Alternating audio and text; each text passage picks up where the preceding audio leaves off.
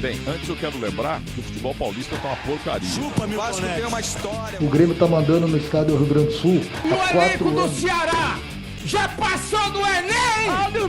Em vez do Tite, devia ser o Thiago Nunes. Ali na frente, uma indústria de peças automotivas chamava Indústria Corneta.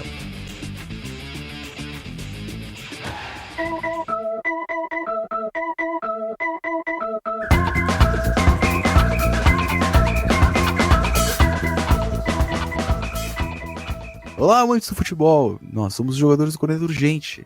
Aqui a gente se reúne para praticar o melhor esporte que existe, a cornetagem. Eu sou Rodrigo Fernandes, gaúcho, colorado. Quem vai cornetar comigo hoje, nesse programa absolutamente especial sobre torcidas organizadas, é Stefano Marrara. Boa noite, pessoal. Stefano Marrara, carioca, botafoguense, feliz, contente, pimpão, sorridente. Vou tatuar um touro na perna. Maravilha. Também conosco a G. Oliveira. Fala aí, galera. Boa noite, meus amigos aqui presentes. Bom dia, boa tarde, boa noite para quem está nos escutando. A Gil de Oliveira, niteroense, corintiano e vascaíno. Raramente acontece isso, mas duplamente feliz pelo fim de semana, mas ainda não me iludindo. Beleza. Também conosco Ângelo da Costa. Boa noite, ou bom dia, ou boa tarde. Eu sou o Ângelo, sou gaúcho, gremista. Não estou nada feliz nesse final de semana. E devido à minha revolta, Rodrigo, vou botar fogo no teu banheiro. Isso é tão 2007, cara. Mas olha, já iniciamos com uma boa referência, né? Hoje é o dia da gente discutir um tema especial. E a gente achou por bem fazer um tópico à parte, né, do outro formato que a gente costuma fazer, que é uma sequência semanal de acontecimentos do futebol. E a gente separou um tempo para discutir as torcidas organizadas no Brasil. É um tema bastante polêmico, que envolve paixões que eventualmente vão defender as torcidas organizadas, eventualmente vão atacar as torcidas organizadas. E a gente vai tentar pensar aqui um pouco da história desse fenômeno de massa, como ele foi se capilarizando um pouco dentro do futebol brasileiro, e a gente vai discutir as nossas opiniões, as nossas cornetagens aos cornetas, digamos assim.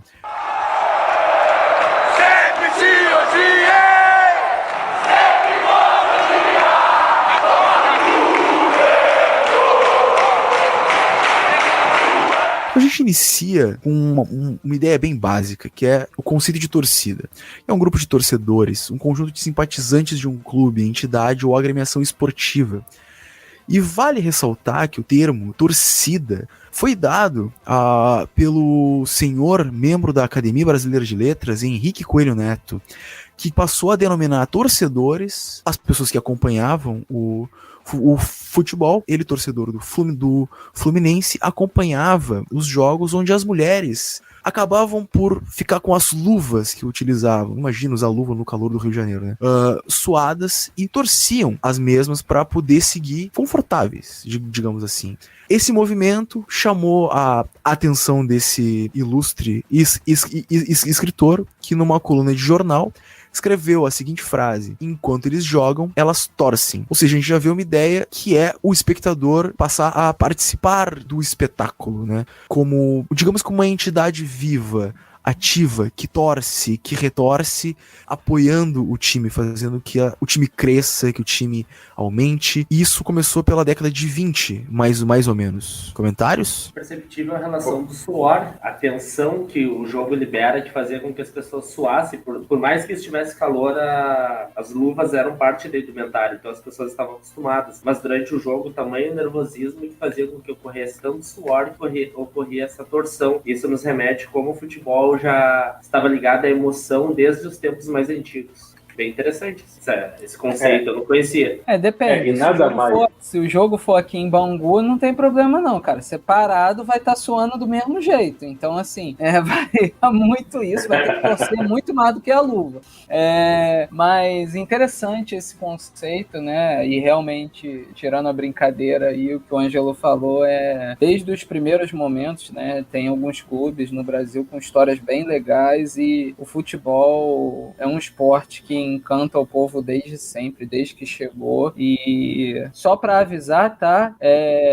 Tem discussão de onde o futebol começou no Brasil, mas isso é pauta para outro programa, hein? Boa. Não sei qual a discussão, mas tudo bem. Eu também não sei. Só uma verdade. Porque teoricamente tem a história que começou oficialmente lá em São Paulo e tudo mais, salvo engano até com Corinthians futuramente e tudo mais. Mas tem a história que até antes do Charles Miller, antes da chegada dele efetivamente trazendo de forma oficial, tem até uma estátua no Bangu Shopping que teve um jogo anterior, e isso tem até fotografia, na fábrica Bangu de futebol aqui no Brasil. E rola essa discussão, pelo menos aqui no Rio tem essa discussão de que talvez o primeiro jogo mesmo não oficial, tá, tenha sido em Bangu, no campo da fábrica. Extremamente interessante essa colocação do Stefano, que coloca justamente para as origens do fenômeno futebolístico algo que vai perpassar todos os episódios que a gente fizer sobre torcidas organizadas, que certamente não vai ser um só. Que é a questão de haver uma disputa, que é tanto por identidade como por identificação, né? É sempre uma disputa de verdades, como por exemplo, tem a outra discussão de qual o clube mais antigo do país. A Ponte Preta reivindica esse lugar que tecnicamente pertence ao Rio Grande, né? E é uma coisa engraçada, porque dizem que tem uma maldição, que a Ponte Preta só vai ganhar um título quando reconhecer que ela não é o clube mais antigo do país. Então, como a mística vai entrando no certame futebolístico desde sempre. E sempre o torcedor, essa figura que torce, que trabalha e que sofre, tá sempre nessa tensão de produzir sentido para se colocar quase como com um orgulho, né? O orgulho do torcedor de torcer pro time mais antigo do país, de torcer pro time vencedor, de torcer de saber qual a versão mais correta, etc, etc, etc. Então sigamos. Rodrigo. Até fazendo um paralelo. Oi. Até fazendo um paralelo sobre esse negócio da Ponte Preta, né? Dessa maldição da Ponte Preta, levanta até um questionamento. Será que o primeiro Mundial do Palmeiras vai vir quando eles pararem com a palhaçada de 51? Fica o questionamento. Sim. Olha, é um bom questionamento, hein? É um bom questionamento. Isso que a gente falou já dá um gancho para toda essa pauta de organizadas, né? Que o futebol ele tá pautado basicamente no orgulho. É o orgulho de ser e pertencer, o orgulho de fazer acontecer, que é o que teoricamente se propõe às organizadas e nas suas origens é isso. É ser a torcida mais fanática, é ser a torcida de maior apoio, é ser a torcida que nunca abandona, ser a voz, a grande voz que representa o clube como massa. Exato.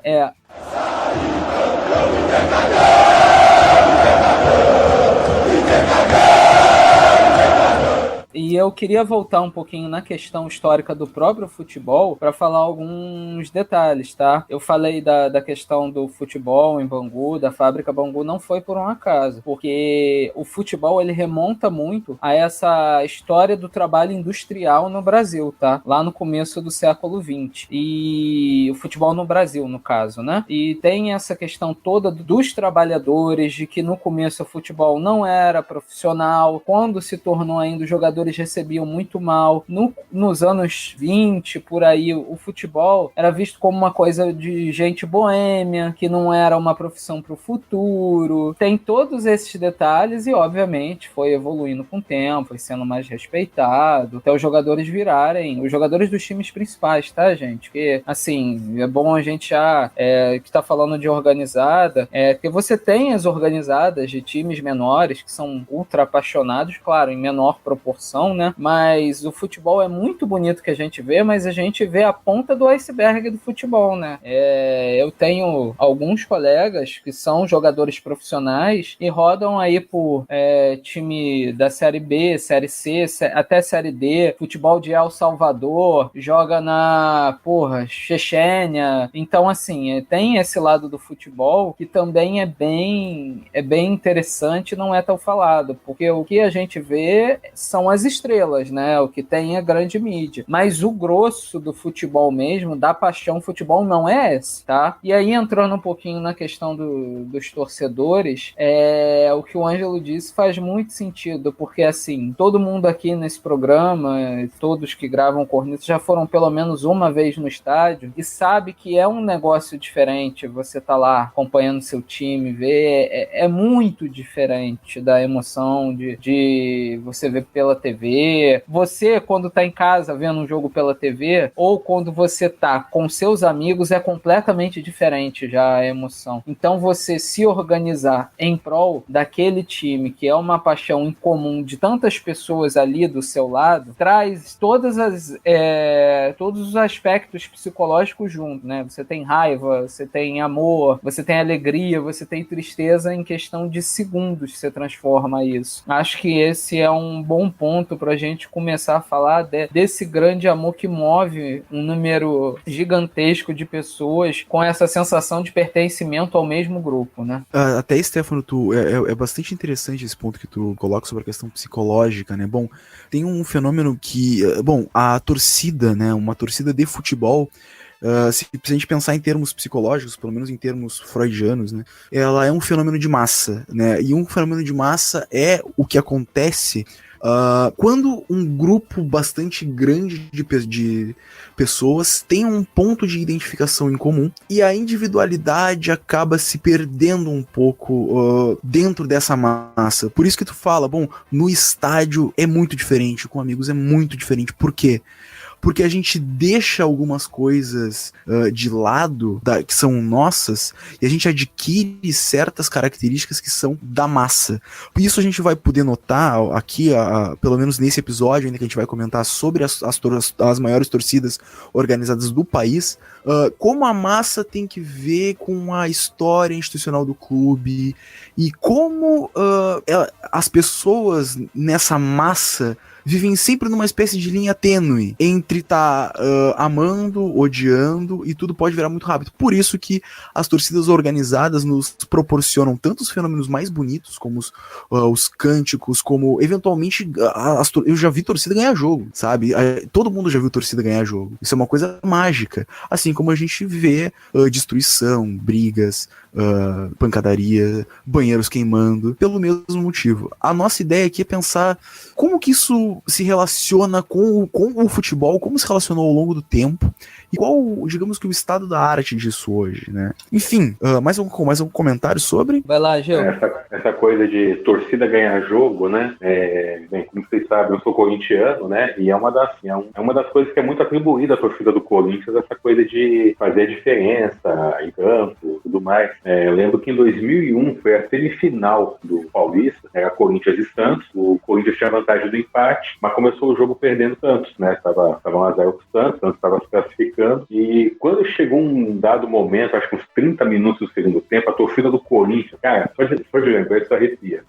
A torcida do Corinthians resolveu jogar. Teve um lance lá do Gil, a bola bateu na trave, passou perto, aquilo acordou a torcida. Cara, o Santos estava ganhando, a torcida do Santos estava quieta, e a torcida do Corinthians transformou o Morumbi no inferno, cara. E o Santos pegava na bola, a torcida vaiava e tudo, a torcida do Santos não reagia, até que saiu o gol do Ricardinho no final do jogo, 49 do segundo tempo, e eu lembro, isso eu estava no estádio, depois eu fui ver entrevistas e tudo, e os jogadores falando que foi a torcida que fez a diferença ali, né? Quando o time mais precisou, a torcida foi... É como se fosse um doping mental, né? O negócio que dá nos jogadores, os caras vão pra cima. E às vezes até físico. Eu lembro da final da Libertadores de 2006, no jogo da volta, o São Paulo tava amassando o Inter, amassando mesmo, assim, tava um horror aquele jogo, uns 20 minutos do primeiro tempo, e a Popular liga todos os sinalizadores ao mesmo tempo, e o jogo para, esfria, e o Inter faz um gol. Claro, é milonga, a gente pode pensar até que ponto isso é ético, né? Não, concordo, cara. Mas de fato, aconteceu. Mas ajuda, é a mesma coisa, irmão. Porra, claro, você parou ali o jogo quando o time tava na maior dificuldade, é a mesma coisa que o goleiro cair no chão pra fazer cera. Isso daí ajuda, e ajuda muito o time, entendeu? Então você tá corretíssimo nisso aí. A questão de ser ético ou não é outra pauta, né? É outra discussão. Mas, assim, jogar laser na cara do goleiro não é legal, mas, cara, dependendo do momento do jogo, isso faz a diferença pra cacete. E o outro ponto, por exemplo, entrando um pouquinho aqui em torcida internacional, é você ver como a configuração, às vezes, do estádio é feita para intensificar esse potencial que a torcida tem, né, cara? Por exemplo, você vai jogar contra o Boca Juniors na Bombonera, meu irmão, é um inferno aquilo. É um inferno. A porra do campo, a porra da torcida é colada no campo, você tem uma grade ali, os caras se penduram que nem uns malucos, ficam gritando alucinadamente, taca coisa no campo. Pô, tu vai falar que isso não faz diferença no jogo, cara? Porra. E o estádio do Boca tem uma coisa incrível, que a parede, né, a parte reta, ela é curvada pra dentro. Então, ela tem uma leve curvatura pra dentro, então o som, digamos que ele se... como é que é? Ele se perde menos no ar, ele vai mais pro campo. Então tem toda uma lógica. É maior. Você tem outro detalhe, tá, Rodrigo? Na Bombonera, tá? O vestiário do time visitante fica embaixo da torcida organizada do Boca Juniors. Então, quando tá no intervalo do jogo, que os jogadores vão pro vestiário pro intervalo, a torcida organizada do Boca começa a pular de propósito, pular mesmo, agitar, cantar e o caralho, batendo o pé no chão, porque vai direto dentro do vestiário do time visitante. É incrível isso, né? E aí, bom, a gente já tem uma ideia de um estádio que é construído com o propósito da torcida interagir, né? De jogar junto com o clube. E então a gente vê o tamanho, a proporção que esse fenômeno tem. É, isso aí. E a La Doce, inclusive, provavelmente a gente vai fazer outros programas sobre o mesmo tema, mas é uma das torcidas mais polêmicas, talvez, do mundo. Porque eles funcionam quase como um poder paralelo do Estado lá em Buenos Aires, mas isso fica para um outro momento.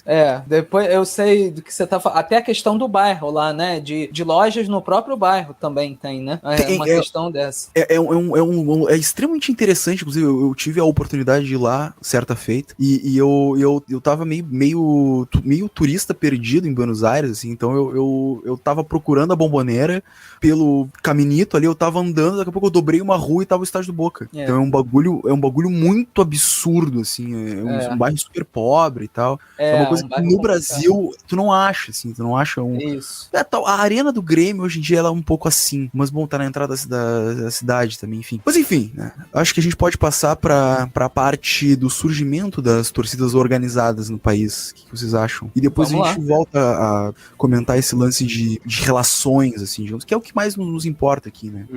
Até porque o Ângelo tem uma história boa, eu também tenho uma muito boa. Maravilha.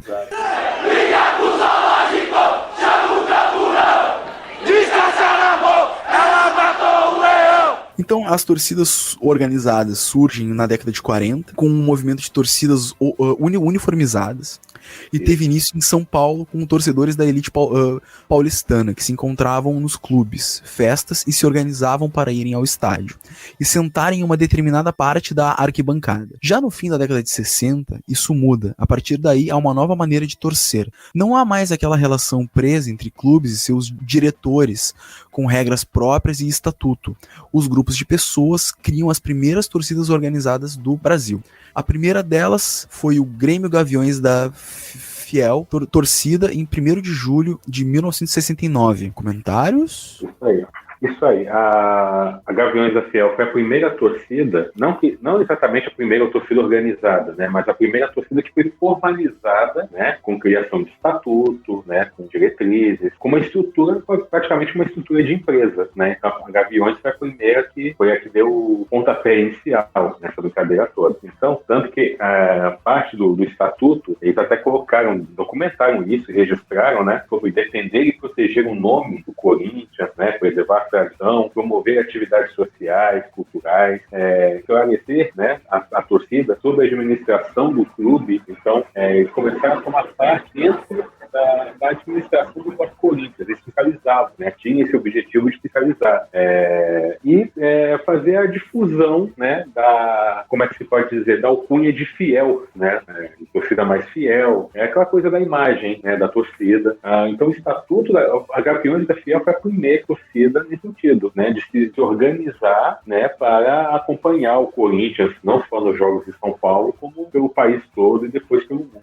Rodrigo, eu queria entrar aqui também um pouquinho na questão técnica, técnica desse aspecto, é importante isso que o AGU relatou, porque as pessoas têm muito, assim, quem é mais leigo, não acompanha futebol, não conhece bem sobre a história das torcidas organizadas, quem acompanha eventualmente futebol tem muito essa ideia de que é um grupo de pessoal que se encontra no estádio, se encontra num bar ali perto, se junta, vai pro jogo, sai na porrada, mete a porrada nos outros, faz merda na rua, e não é assim que funciona, tá? Então todas essas são entidades registradas com estatuto, com regras, assim, não vou ser leviano de dizer todas, mas a maioria delas tem regulamento interno, tem procedimentos de conduta dos torcedores, algumas fazem até investigação prévia desses torcedores, tá? Então, assim, o problema, e é uma questão pra mim, tá? No meu ponto de vista, o problema é quando essas torcidas ficam muito grandes, como a gente vai falar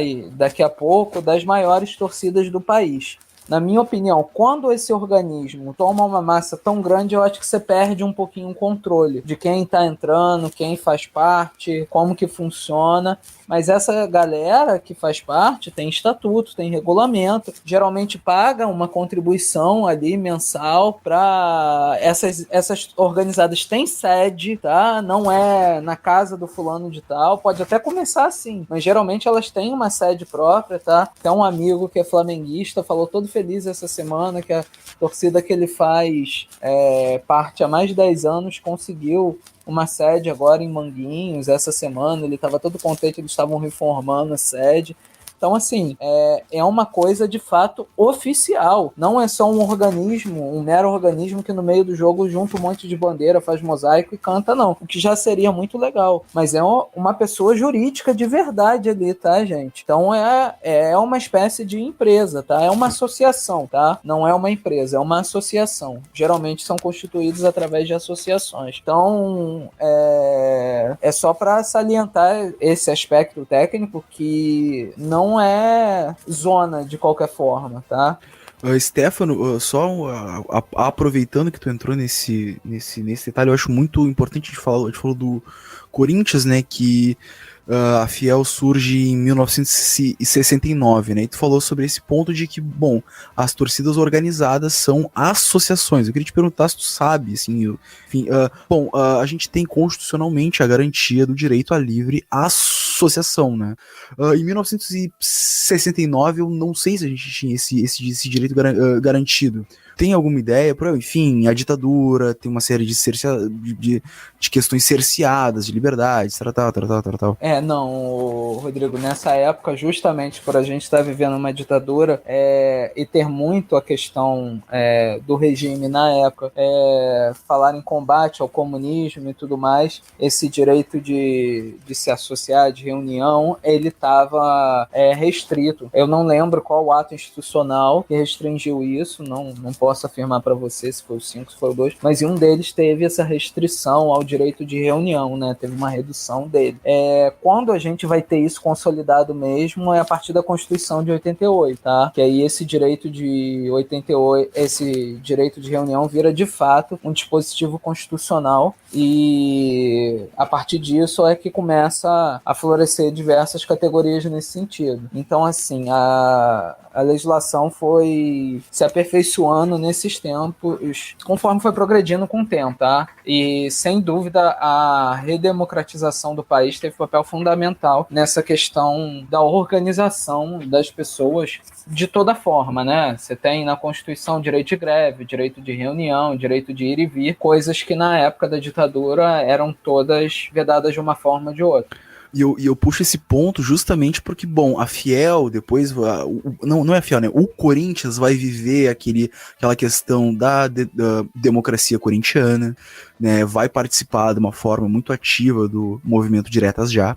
Então a gente enxerga tanto uma consonância do posicionamento institucional do clube, com a sua torcida e um papel fundamental da torcida, de uma torcida de um time, que acaba influenciando a cultura geral de um país, né, como o Brasil, a buscar certos direitos, né? Ou seja, a atuação de uma torcida organizada, ela pode não se restringir exatamente apenas ao dentro do campo, mas com sua visibilidade, com a sua força, com o seu impacto, com a sua capacidade de mobilização, ela consegue fazer com que diversas pautas se movimentem. Então a gente consegue notar que é um fenômeno muito, muito forte, ainda mais no país do futebol, né? A semana inteira, fiquei esperando, pra te ver Corinthians, pra te ver jogando, quando a gente ama, não é de esforço, pra te ver jogar, te ver jogar, te ver jogar. Mais comentários? Acho que a gente pode passar para a questão das principais torcidas e tirar o elefante da sala e entrar nas polêmicas, né? Aí eu acho que sim, né? Já era pra ter feito isso. Nós somos corneteiros, não deveríamos ter elefantes, muito menos numa sala. E aí a gente conta nossas histórias pessoais aí, de estágio, de tudo mais, e fala bem, fala mal. Beleza. Aí, a gente coloca e quem estiver ouvindo que tire suas conclusões, né? E espere os próximos episódios também. Exatamente. Com certeza. Vamos pesar a mão agora. Por favor. Então, a maior de todas, a Gaviões da Fiel, do Corinthians. Ela é famosa pelo mar alvinegro nos estádios e nas ruas, a registro de mais de 100 mil associados, mas nem todos são registrados, ou seja, muito mais membros. Pau no cu da Gaviões. Já vim com o Stefano e o seu ódio característico, né?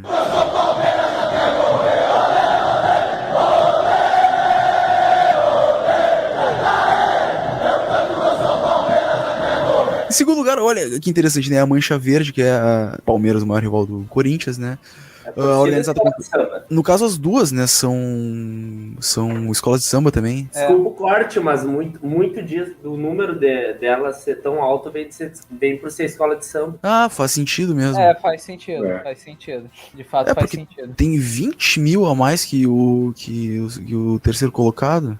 Só que tem uma coisa interessante entre o segundo e o terceiro colocado, que justamente nos anos 90, na época que o São Paulo estava no auge, ganhou o Mundial, Libertadores, tudo, a Independente era a segunda maior torcida organizada, né? Então, a situação do time em campo também acaba influenciando muito nisso. E o Palmeiras, com as conquistas mais recentes, né, inverteu de novo. Independente e Mancha Verde sempre brigaram cabeça a cabeça pelo segundo posto, né? Gaviões sempre teve uma distância maior em relação às outras, né? Apesar da Mancha Verde ter uma diferença menor, mas as duas sempre brigaram, sempre alternaram, né, de acordo com a fase do time. E é uma coisa interessante porque o Corinthians é um time, digamos que com títulos expressivos tardios, né? Sim. Tardios e com muitos anos sem ganhar nada, né? O Corinthians tem aquela fila famosa do Paulista, que foi de 54 a 77, e o curioso é que nesse período a torcida cresceu, né? Essa coisa a mística do corintiano sofredor, essa coisa toda, meio que foi alimentada por conta disso, né? A identificação do cidadão com o time, né?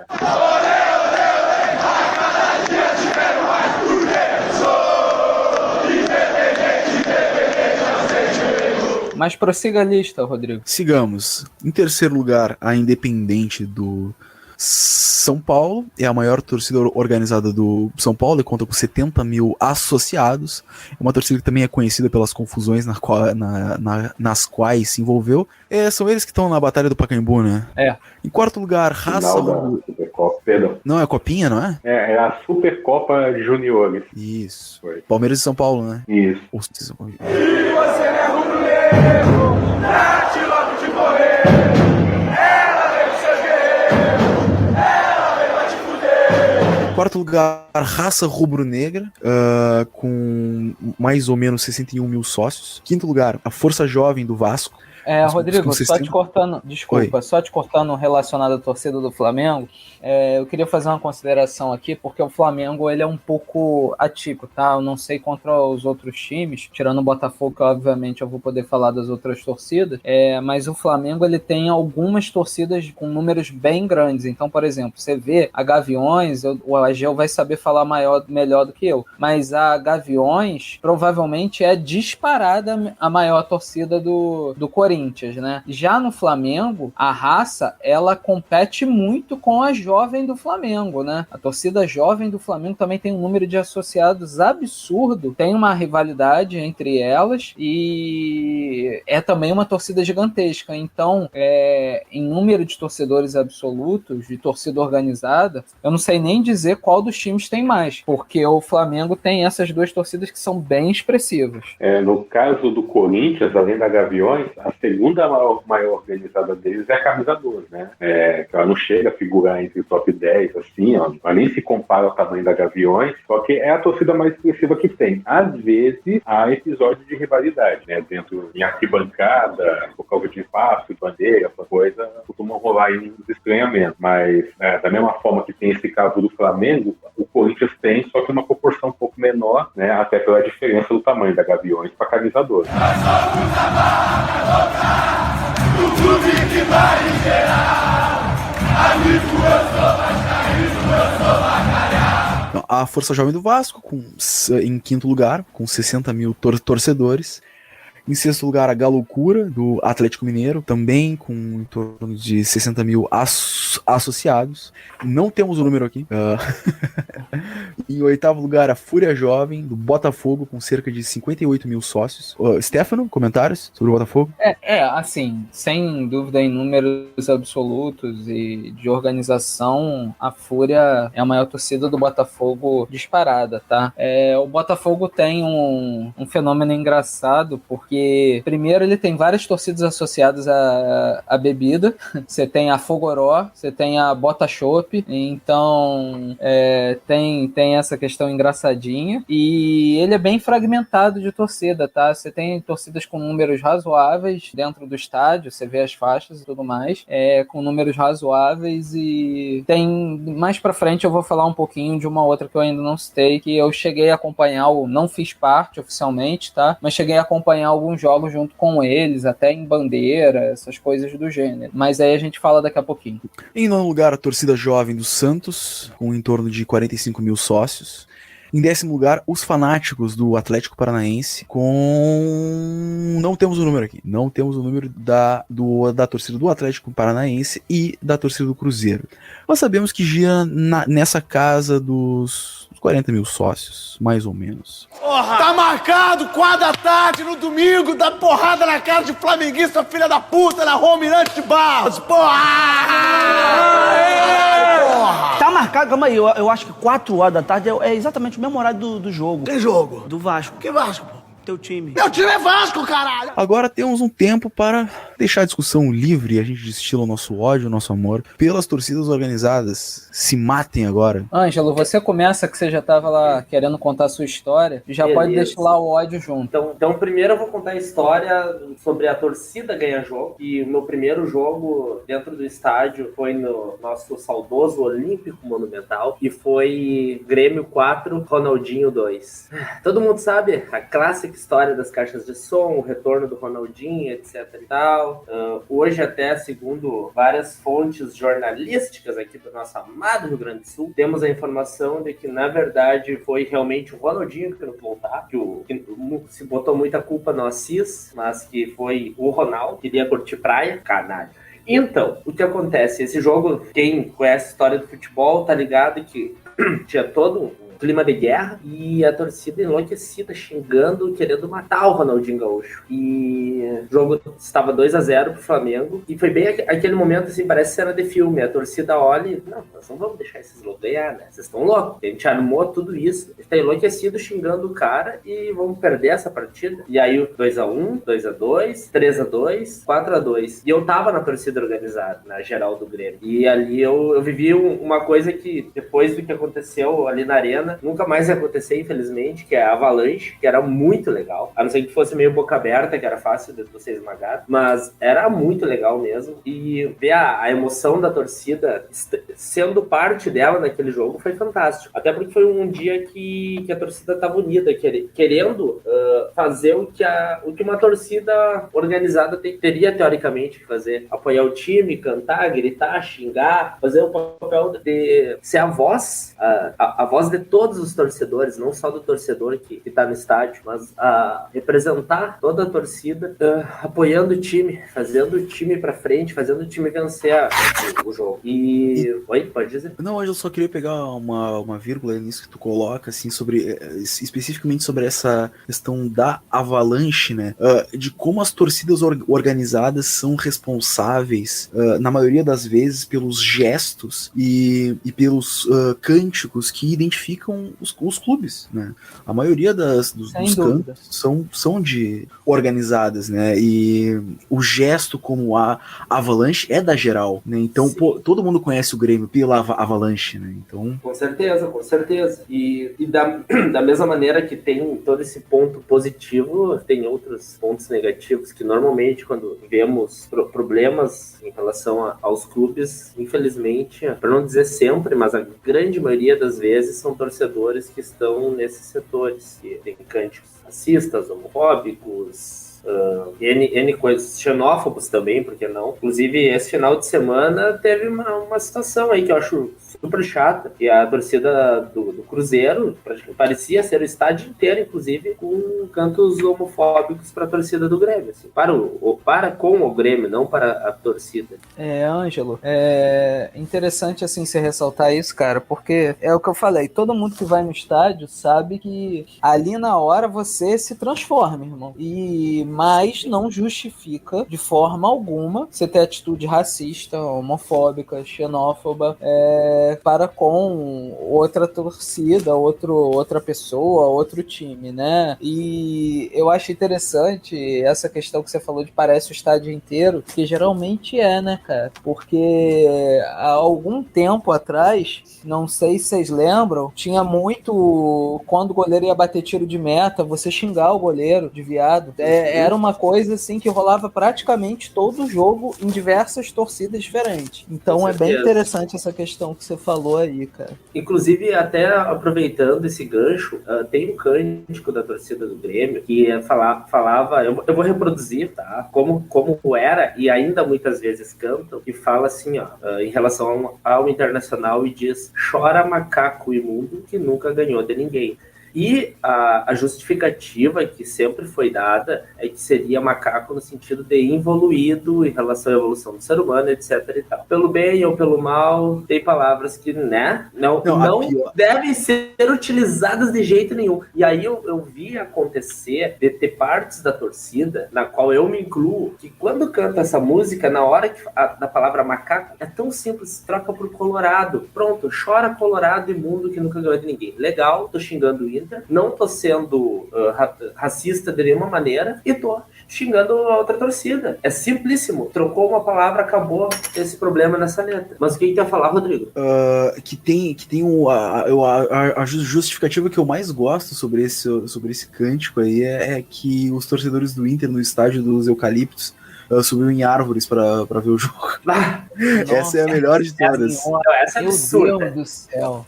Não, essa é absurda. Porra, isso é ridículo. A do macaco evoluído tu ainda consegue justificar, mas acho que não cabe. É ruim, ruim também. É ruim, mas essa de subir nas árvores, pelo amor de Deus. Aí é foda. Não. Essa aí não então, se você tem que justificar a palavra que você está usando, você já mostra que alguma coisa de errado tem, né? Exatamente, Agil. Exatamente. E outro ponto que eu queria dizer, gente, a gente está falando, mas assim, vocês estão vendo que são números absurdos de torcedores aí, né? A raça tem 60 mil, a outra tem 40. Cara, se você for parar pra ver mesmo, tem 20% da torcida que é pau no cu. O resto é tudo gente tranquila, que só quer se juntar, fazer festa, ver o time.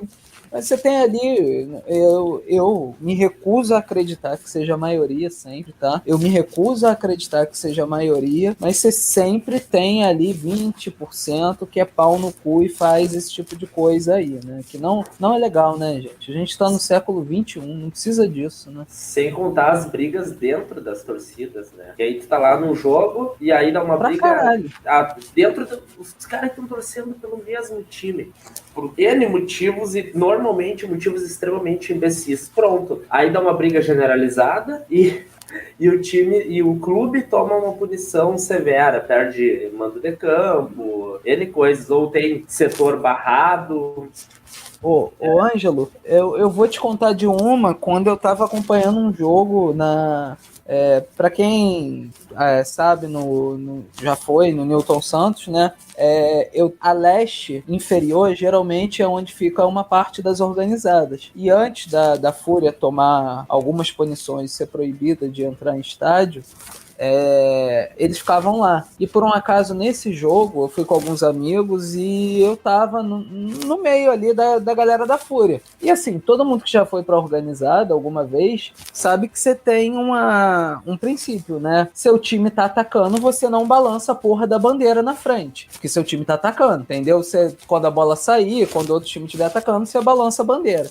E aí tinham dois caras, dois da Fúria, dali da torcida e tal. Um tava com a bandeira embaixo, o outro tava com a bandeira em cima. Porra, o cara de baixo tava com a bandeira maior. O Botafogo tava atacando e a bola tava em jogo ainda, o cara levantou a bandeira pra balançar. Cara, ele tomou uma comida de rabo do maluco e aí simplesmente eles se estressaram um com o outro e saíram na porrada de fato no meio da torcida ali, um com o outro, de sair na porrada, de cair nas cadeiras e o caralho. E foi a primeira vez que eu experimentei involuntariamente gás de pimenta. Porque o policial chegou tacando gás de pimenta nos dois que estavam atracados, agarrados um com o outro. E aí acabou que os amigos que estavam em volta saíram na porrada também. Então o policial chegou com um cacetete jogando gás de pimenta. Eu tava perto, voou gás de pimenta na minha cara do mesmo jeito. E assim, depois eu experimentei gás lacrimogêneo também. Pra quem já foi, sabe que essas coisas acontecem em estádio, né? Mas é isso que você falou, cara. Os caras aí, nesse caso, da mesma organizada. Por causa de uma besteira, saíram na porrada de fato por causa disso. Tem outro ponto que eu queria destacar, eu acho que é pertinente nós falarmos sobre isso, é o dinheiro que fomenta muitas torcidas, sabe? Sabemos que muita coisa vem de tráfico. Rola muito. Então, nessa lavagem de dinheiro aí, também é outra coisa complicada. Tem também questão. Tem também a questão, Ângelo, dos subsídios que muitas vezes os próprios clubes fornecem, né? Sim. Que, por exemplo, quando as torcidas vão viajar, não sei se é de conhecimento de todo mundo, mas eles não pagam todos os ônibus, tá? Boa parte o próprio clube às vezes fornece, tá? Tô falando de clubes grandes, tá, gente? Dos clubes aqui que a gente está discutindo. O próprio clube fornece, ou a torcida tem, como eu te falei, uma associação tem um caixa lá e a viagem sai a um custo muito reduzido, né?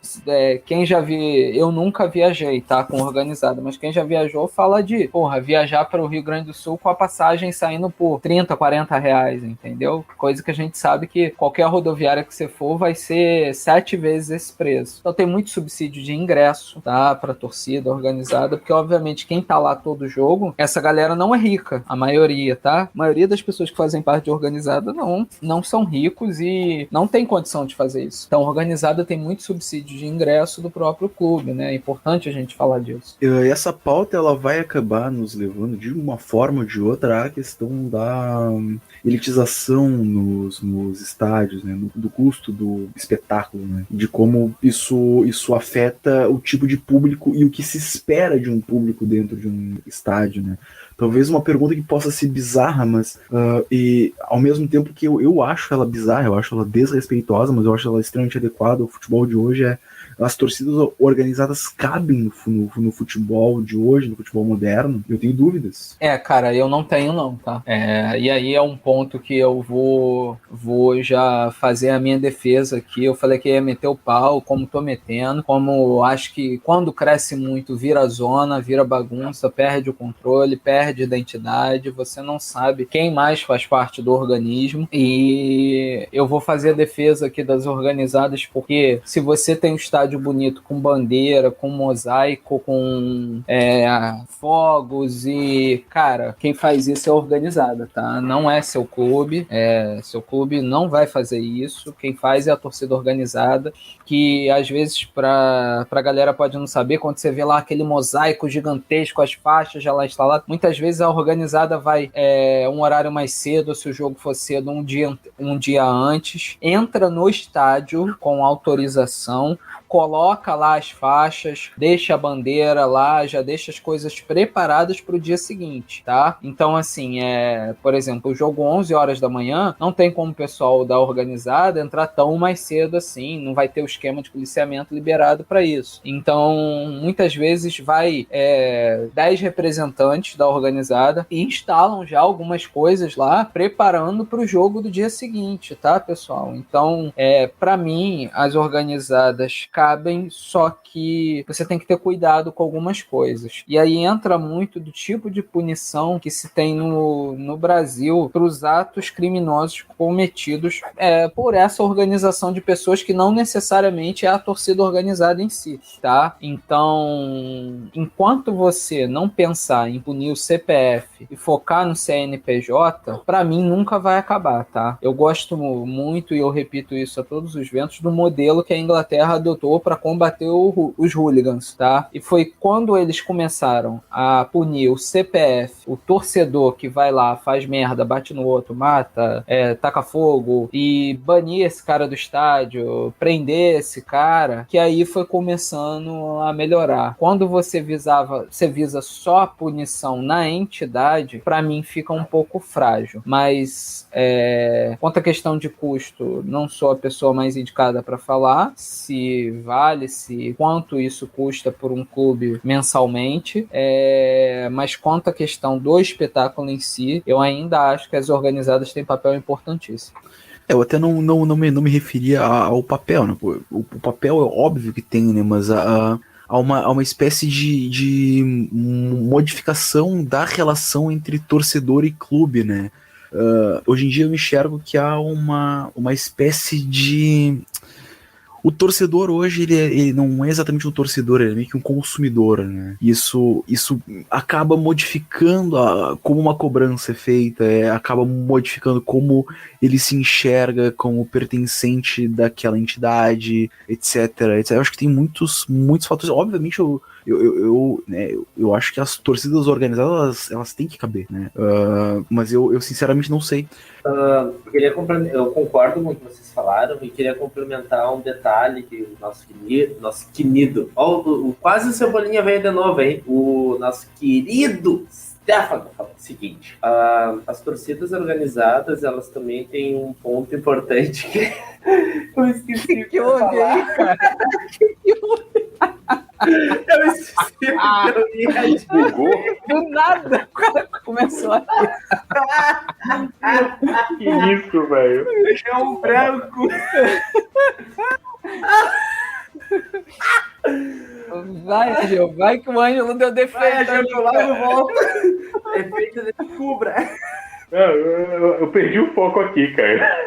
Segue aí. Eu nem sei mais o que o Ângelo tava falando, eu me perdi pra caralho. Olha, eu não sei o que aconteceu, se aconteceu, não tô sabendo, mas eu acho que o futebol não é isso que aconteceu, porque eu não sei o que aconteceu. Puxa aí, Rodrigo, pelo amor de Deus, cara. Eu vou tentar lembrar. Pra onde? A coisa tá correndo solta aí, eu tô deixando vocês. Eu tô dando meus pitacos, agora eu lembrei. Lembrou, então vai. Isso é muito parecido com política. E como na sociedade tudo é política, eu vou fazer uma pequena comparação que vocês vão entender muito bem, tanto meus colegas aqui quanto os ouvintes. Às vezes nós temos um partido político político que é pequeno e ele começa a crescer e ele começa a ter o poder. Quando ele chega no poder, para ele poder se manter lá, ele tem que fazer certos jogos que fazem parte desse jogo dos tronos, né? Quem pegou a referência. E aí o que acontece? Acaba fazendo algumas coisas que fogem da proposta inicial. E eu vejo muito isso nas torcidas. E realmente a proposta inicial é ir lá apoiar, é deixar o estádio mais bonito antes de um jogo, é fazer toda aquela coisa positiva. Mas muitas vezes a gente percebe que em vez de ter só uma grande torcida unida em prol daquilo, começa essas subdivisões, porque cada grupo quer mandar, né? Cada grupo quer ter o seu espaço, e aí tu começa muitas vezes a ter no mesmo ambiente várias torcidas, tem um atrito entre elas, sendo que o grande objetivo delas é o mesmo. Mas ambas é para duas normalmente, né? Mas todas querem o poder. Isso é muito, muito visível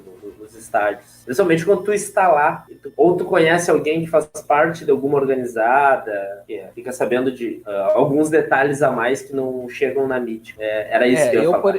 Eu, por exemplo, antes do Seedorf ser contratado do Botafogo, eu tive uma confirmação de dentro, cara. Na época eu estava bem envolvido lá com alguns colegas que faziam parte de torcida e falaram, o cara vai vir mesmo, esquece. Eu falei, porra, mas e o Neto lá falando que ele vai pro Corinthians do Ageu? Aí ele falou, cara, esquece, o cara tá fechado mesmo, vai vir pro Botafogo e é essa parada mesmo, entendeu? Então é bem interessante essa questão que você falou até das fontes, porque de fato é óbvio que isso não sai para todo mundo, mas alguns torcedores têm informações privilegiadas até do clube mesmo, do funcionamento e tudo mais. Eu acredito que agora talvez diminua um pouco com a profissionalização do futebol, tá?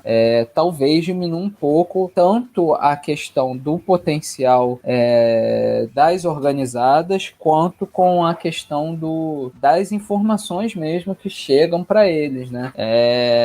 Mas vão aguardar os próximos episódios. Eu queria aproveitar o embalo de uma coisa que o Stefano falou, né? Dessa, vamos dizer, do lado positivo da torcida organizada, que além dessa coisa do espetáculo, né? Que você vê na televisão, que você vê no estádio, tudo isso é trabalho das organizadas, mas também tem a questão do trabalho social, né? Eu só posso falar da Gaviões, né? Que é a torcida que é o pessoal que eu mais tenho contato, que eu tenho mais assim, conhecimento, mas a Gaviões ela realiza vários trabalhos sociais de ONGs que eles ajudam, orfanato, e justamente através de eventos que eles fazem, desde a famosa feijoada, né, que eles fazem todo ano, até ações direto e indiretamente ligadas aos Jogos do Corinthians. Eu imagino que as outras organizadas devam fazer alguma coisa parecida, mas é algo que tem que ser levado em consideração, né? Todas elas fazem, Ageu. Todas elas fazem, né? Todas elas. Então. Todas as que eu conheço do Botafogo fazem trabalho social. Todas. Todas as que eu falei. A Loucos pelo Botafogo, Botachope, Fogoró, Fúria. Até a Fúria, que é uma torcida gigante, que tem, enfim, diversos casos de violência, problemas, de afastamento de estádio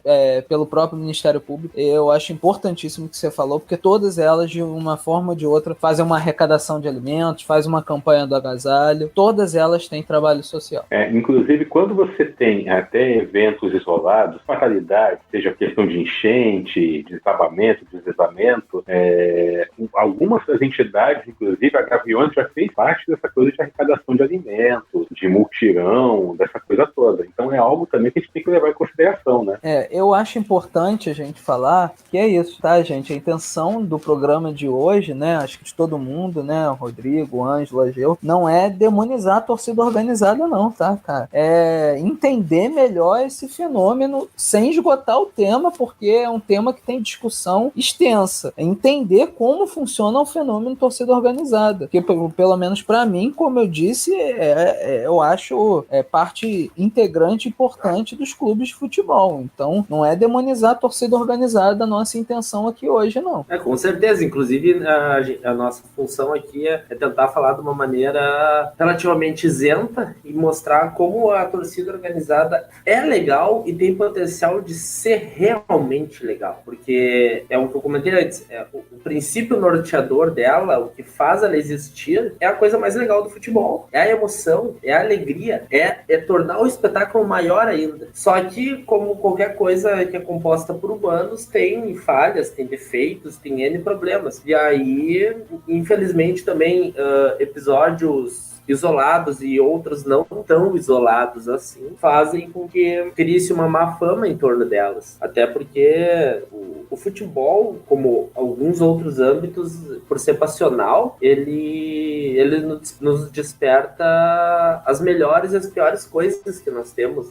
Assim, ô Ângelo, se torcida organizada fosse tão criminosa quanto às vezes se dá a entender por reportagens que por que o Ministério Público não configuraria como uma quadrilha, uma organização criminosa como o PCC, o Comando Vermelho, ou outro tipo de facção, ou milícia, qualquer coisa do gênero? Você tá entendendo? Porque, de fato, a intenção dela nunca, na base ali, nunca que se aconteça esses episódios de violência, esse tipo de coisa, né? Como eu falei, quando fica muito grande, você perde esse controle, pra mim desvirtua, e você tem ali, que eu acredito ser uma minoria de elementos que acabam trazendo essa má fama, tá? Mas o meu ponto de vista é que vale a torcida pelo espetáculo. Eu acho que você tem organizadas incríveis, você tem pessoas incríveis nessas torcidas, e você tem ali alguns elementos que não deveriam fazer parte, mas que não tornam a torcida como um todo criminosa, tá? É porque, como eu te falei, a cultura ainda é muito de punir a entidade, não o CPF. É meu entendimento, pelo menos. Eu enxergo a coisa com um pouquinho mais de complexidade. Assim. Acho que talvez, por outro momento, a gente deva pensar um pouco a questão de como que começa a se ter esse imaginário popular, né, esse imaginário geral da torcida organizada como criminosa. Por exemplo, se tu ligar uma sala de redação qualquer, quando falarem de torcida organizada, a solução é, terminar com as torcidas organizadas. É isso, né? Quando que se passa a ter essa espécie de ódio? Porque como tu falou, Stefano, há uma espécie de propaganda contra torcidas organizadas, né? Porque, se são tão criminosas, se são tão nefastas e tratadas, por que o Ministério Público não simplesmente não interdita os direitos delas, né? Não fecha com elas?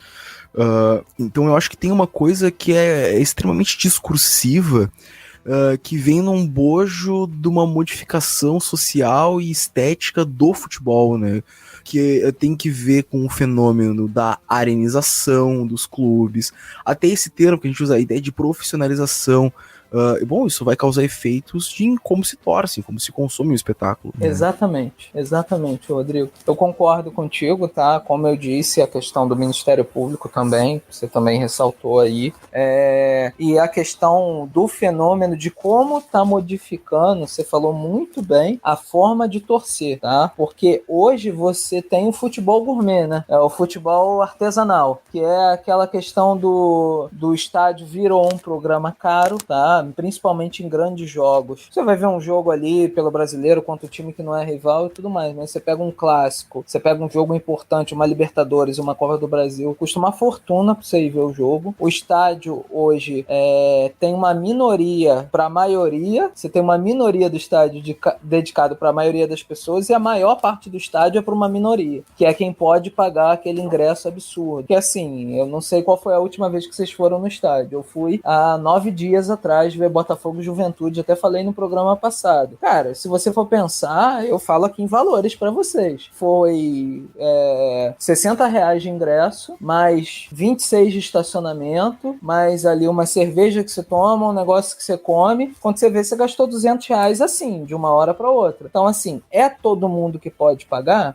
Não é. Você tinha ingressos antigamente, eu não sei se vocês lembram, teve até o episódio, acho que foi, salvo engano, foi com a torcida do Flamengo, que o ingresso custava R$2 e o presidente falou que se perdesse o jogo, devolvia o dinheiro do ingresso. Depois teve um monte de gente indo lá pegar de volta R$2, entendeu? Então você tinha uma questão que o estádio era uma coisa pro povão mesmo. Você tinha a questão no Maracanã da geral, que não existe mais, e era todo mundo assistindo o jogo em pé, um ingresso baratíssimo. Você tinha promoção de cerveja dentro do estádio, e aí você teve a época da proibição de bebida dentro do estádio, agora já tá liberado de novo, só que a cerveja é caríssima, porra. Paguei R$10 numa cerveja dentro do estádio. Então, assim, realmente a forma como se torce, a arenização, como você disse, Rodrigo, pra mim, faz parte integrante da forma como tem se visto também as torcidas organizadas atualmente. Eu acho que isso acaba por tornar esse é o ponto, né? A gente tá sempre falando das torcidas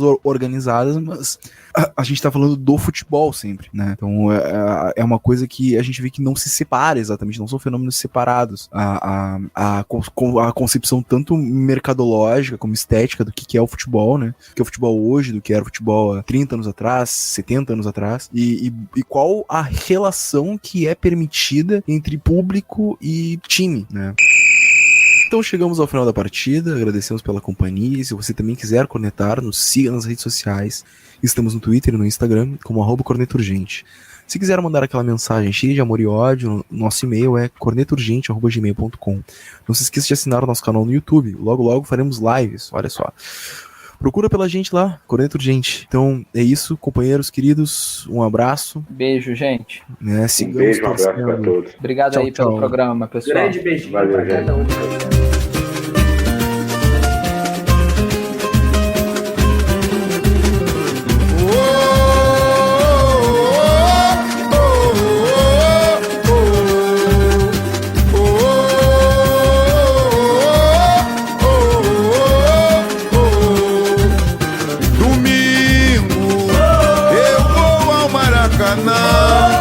Vou torcer pro time que sou fã.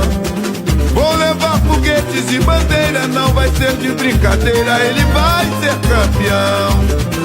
Eu vou de cadeira numerada, que está na arquibancada pra sentir mais emoção.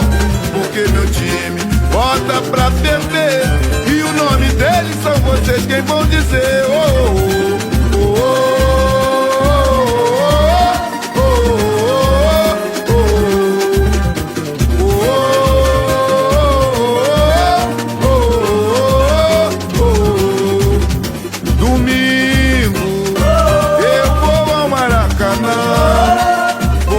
Pro time que sou fã.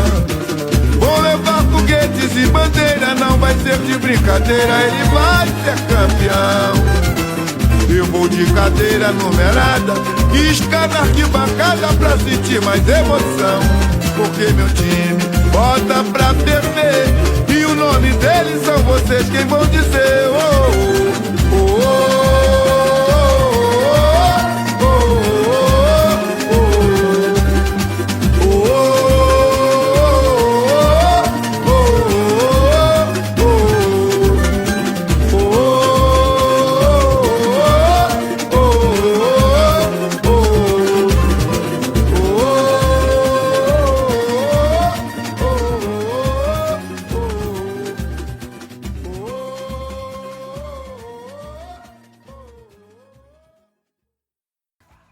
Olha só, segue gravando, eu vou ficar aqui dentro gravando. Segue gravando. Tomara que isso entre na edição, que no final vai ficar engraçado. Segue gravando.